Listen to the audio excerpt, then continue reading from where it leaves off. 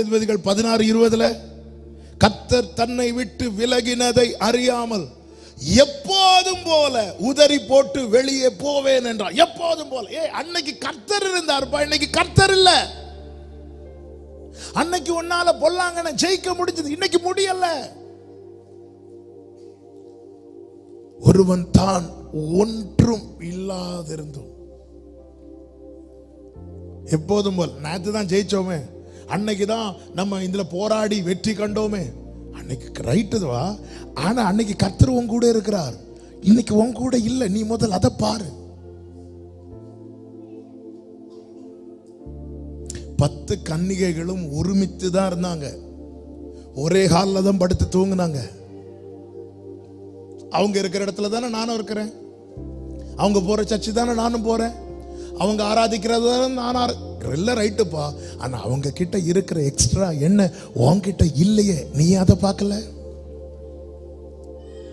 அவங்க போற சர்வீஸ் தானே நானும் போறேன், அவங்க கூப்பிடுற ஆண்டவரை தானே நானும் கூப்பிடுறேன், எல்லாம் ரைட்டு. அவங்க கிட்ட எக்ஸ்ட்ரா என்ன இருக்கு, உன்கிட்ட இல்ல. ஆனா அதனால என்ன, அவங்கள்ட்ட எக்ஸ்ட்ரா என்ன வச்சுட்டு அவங்க தூங்குறாங்க, உன்கிட்ட இல்ல. ஆனா நீ அவங்க தூங்குறத பார்த்து நீ ஒன்னு ஒரு பொருட்டா நினைச்சு நீ அவங்க கூட படுத்து தூங்குற. எக்காலம் துணிக்கும் போது அவங்க எழும்பி எக்ஸ்ட்ரா எண்ணெய் எடுத்து ஊற்றி விளக்க எரிய வச்சுட்டாங்க, உன்கிட்ட அது இல்ல. நீ பாரு. நாளைக்கு எக்ஸாம், நல்லா படிச்சவங்க படுத்து தூங்குவாங்க, படிக்காதவங்க என்ன செய்யணும், விழித்திருந்து படிக்கிறது. அவன் தூங்குறான், நானும். இது செட் ஆகாது. அதனாலதான் ஏன் ஆத்துமாவுக்கு நான் உத்தரவாதி. நீங்க உங்களை பாருங்க. நான் என்னை அறிந்து கொண்டதற்கு பின்பு நான் எந்த ஸ்டேட்ல இருக்கிறேன், என்னுடைய இப்போதைய நிலை என்ன. இப்போ இயேசு வரணும்னு எத்தனை பேர் விரும்புறீங்க? கை தூக்க வேண்டாம். ஏன்னா தெரியும் நமக்கு, முகத்தை பார்த்தாலே இயேசு வரணும்னா அப்படியா எங்க அப்படின்னு யாரா கேட்கிறோமா? இப்போ இயேசு வந்தா, உண்மையில இப்ப இயேசு வரக்கூடாதுன்னு விரும்புறது உலகத்தாரு கிடையாது, உள்ளே இருக்கிற அந்த இடத்து பெயராது. ஒருவன் தான் ஒன்றுமில்லாத பேதுரு நினைச்சுக்கிட்டாரு அவருக்காக எல்லாம் பண்ண முடியும், எல்லாம் செய்ய முடியும். ஆண்டவர் சொன்ன, நீங்க எல்லாம் என்னை விட்டு போயிருவீங்க. உடனே பேதுரு, ஆண்டவரே இவங்க போனாலும். சிலருக்கு அது ஒரு வியாதி, தங்களை சொல்லும் போது கூட இருக்கிறவங்களை தாழ்த்தி. இன்னைக்கு மீட்டிங் வந்தீங்களா? வந்த ஆமான்னு சொல்லணும், இல்லைன்னா இல்லைன்னு சொல்லணும். வந்தோம். எங்க வீட்டில் வேற யாரும் வரல, நான் மட்டும்தான். அதுல ஒரு குத்து வீட்டில் இருக்கிறவங்களுக்கு. பரவாயில்ல, நியூ இயர் சர்வீஸுக்கு குடும்பம் வந்தீங்களே, நான் சீக்கிரமே வந்துட்டேன், அவங்க லேட்டா தான். அதுல ஒரு சந்தோஷம். ஃபாஸ்டிங் பிரேயர் லாஸ்ட் நாள் உங்களை பார்த்தேன், நான் எல்லா நாளும் வந்தேன். நான் இவங்க தான் கடைசி நாளில் வந்துட்டு எல்லாத்தையும் வாங்கிட்டு போகலான்னு வந்திருக்கிறேன். ஆண்டவரே இவங்க எல்லாரும் போனாலும் நான் போக மாட்டேன். ஆண்டவருக்கு தெரியும் பேதுரு நிலை, பேதுருவுக்கு தெரியல. பேதுரு அங்க இடத்துல பேதுருவே தன்னை வஞ்சித்தான் அல்லவா. ஆண்டவர் சொல்ற, இப்போ வராத பேதுருவே நான் ஏன் வரக்கூடாது, உமாவோட கூட காவலில் இருக்க ஒரு 6 அடி. சரி பேதுருங்க வா, மேட்ரை சொல்லிடுறேன். இன்னைக்கு நீ சேவல் கூவுறதுக்கு முன்னாடி 3 தடவை மறுதலிக்க போறேன். பஸ்கால நல்ல ஆட்டுக்கறி சாப்பிட்டுட்டு விடியதுக்குள்ள சேவல்கிட்ட விழுந்துட்டான்.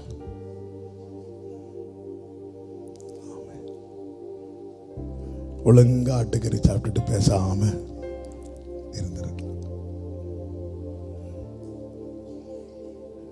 நான் ஏன் வரக்கூடாது?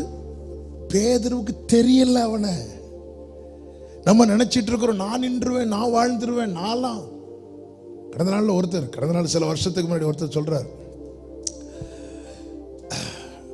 நான் பரலோகத்துக்கு போயிருவேன், எனக்கு என் மனைவி பிள்ளைகள் நினைச்சாதான் ரொம்ப சங்கடமா இருக்கு. நான் அவரை பார்த்துட்டு இருந்தேன், எனக்கு உங்களை நினைச்சுதான் ரொம்ப. அவர் என்னன்னா, அவர் மனைவி பிள்ளைகள் இப்போ வந்துட மாட்டாங்களாம், இவர் போயிருவாராம். ஒருவன் தான் ஒன்றும் இல்லாதிருந்தும் தன்னை ஒரு பொருட்டென்று எண்ணினால் அவன் தன்னை தானே வஞ்சிக்கிறவனா இருக்கிறான்.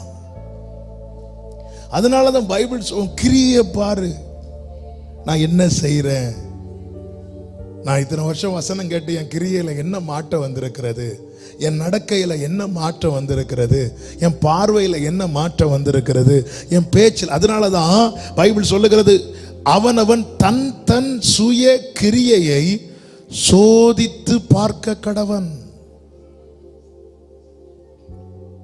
டெய்லி நான் என்ன செய்யறேன், என் கிரியை ஏதாவது மாற்றம் இருக்குதா? நிறைய பைபிள் வாசிக்கிறோம், நிறைய கேட்கிறோம், நிறைய தியானிக்கிறோம், என்ன மாற்றம் இருக்கிறது? அழகான பாடல், நானாகவே வந்து. அவ்வளவுதான்.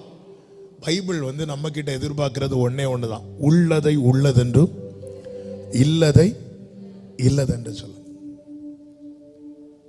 அஞ்ஞானிகளைப் போல வீண் வார்த்தைகளை அலப்புவது தேவனுக்கு பிடிக்காது.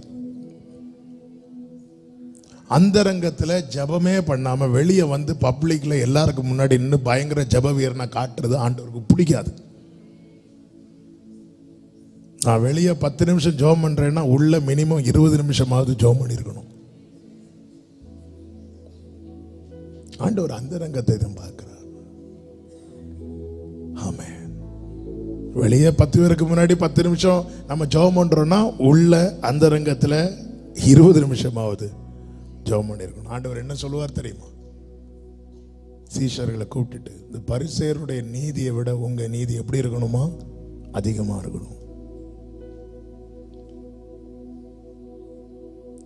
டெய்லி பார்க்கணும். இந்த பைபிள்ங்கிற நம்ம டெய்லி கண்ணாடி பார்க்காம யாராவது வெளியே வரோமா? இல்லை. டெய்லி இதான் கண்ணாடி, வாழ்வின் கண்ணாடி. டெய்லி பார்க்கணும். இந்த பைபிள் கொடுக்கப்பட்டதே நம்மை தேறினவர்களாய், எந்த நற்கிரியையும் செய்ய தகுதியுள்ளவர்களாய் நிறுத்துவதற்காக.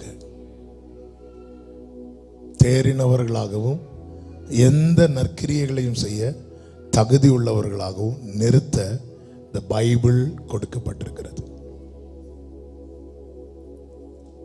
நானே என்னை வஞ்சித்திடக்கூடாது. 1 கொரிந்தியர் 11:31 சொல்லப்பட்டிருக்கிறது, நம்மை நாமே நிதானித்து அறிந்தால் நாம் நியாயம் தீர்க்கப்படும். நாம மற்றவங்களை ஈஸியா ஜட்ஜ் பண்றோம், நம்மளை ஜட்ஜ் பண்ண மறுக்கிறோம். நாம பண்ணா தெரியாம பண்ணிட்டோம், அவங்க பண்ணா வேணும்னே பண்ணியிருப்பாங்க. நம்ம நியாயம் தீர்க்கிறதுக்கு பைபிள் ஒரு ஆளுக்கு தான் நம்ம நியாயம் தீர்க்கணும்னு சொல்லியிருக்கு. யாருக்குன்னா நமக்கு. நாம நம்மளை நிதானித்து அறியணும், இது சரியாப்பா. நாம நம்மளை விட்டுறோம். நம்ம கண்ணில் உத்திரத்தை பெரிய பீமை நம்ம கண்ணுக்குள்ள வச்சுட்டு சகோதரன் கண்ணில் இருக்கிற துரும்ப பார்த்துட்டு இருப்போம். அவன் கண்ணில் பாரு துரும்பு இருக்கு, துரும்பு இருக்கும். இவன் கண்ணில் பெரிய பில்லரே இருக்குப்பா, ஒரு பெரிய பீமே இருக்கு. அதெல்லாம் தெரியாது நமக்கு. நம்மை நாமே நிதானித்து அறிந்தால் டெய்லி. ஒரு நாள் நைட்டு தூங்குறதுக்கு முன்னாடி படுக்கையில படுத்து தூங்குறதுக்கு முன்னாடி இன்னைக்கு நம்ம என்னெல்லாம் பேசணும், என்னெல்லாம் செஞ்சோம், எது எது தேவனுக்கு பிரியமானதா இருந்தது, உகந்ததா இருந்துச்சு. நான் என்ன வேணாலும் செய்வேன், எப்படி வேணாலும் வாழ்வேன். ஆனால் சண்டே ஆனா பரிசுத்தவானா பரிசுத்தவாட்டியா வந்துட்டு நான் ஆராதிச்சுட்டு போவேன்னா நம்மளை வஞ்சிக்கிறது வேற யாரும் கிடையாது, கள்ள தீர்க்கதரிசியும் கிடையாது, வேற யாரும் கிடையாது, நம்மை நாமே. என் கிரியைகளை பார்க்கணும். முதல் ஆராதனையாக 2 பேர் வராங்க, காயினும் ஆபேலும். வேதம் அழகாய் காண்பிக்கிறது, காயினையும் அவன் காணிக்கையும் தேவன் அங்கீகரிக்கவில்லை, ஆபேலையும் அவன் காணிக்கையும் தேவன் அங்கீகரித்தார். உடனே காயினுடைய முகநாடி மாறுகிறது. கர்த்தர் அவன்கிட்ட பேசும்போது சொல்லுகிறார், நீ நன்மை செய்தால் உனக்கு மேன்மை இல்லையோ. அந்த இடத்துல தேவன் அவனிடத்துல என்ன சொல்லுகிறார் என்றால், கிரியையை சரி பண்ண சொல்லுகிறார். ஆனால் அவன் அதை செய்யவில்லை. நான் எப்படியும் வாழ்ந்துட்டு கொஞ்ச நேரம் சர்ச்சில் வந்து அட்டன் பண்ணிட்டு போயிட்டா பரலோகத்துக்கு போயிடலான்னு மட்டும் தயவு செய்து நினைக்காதீங்க. ஒருவன் தான் ஒன்றுமில்லாதவனாயிருந்தும்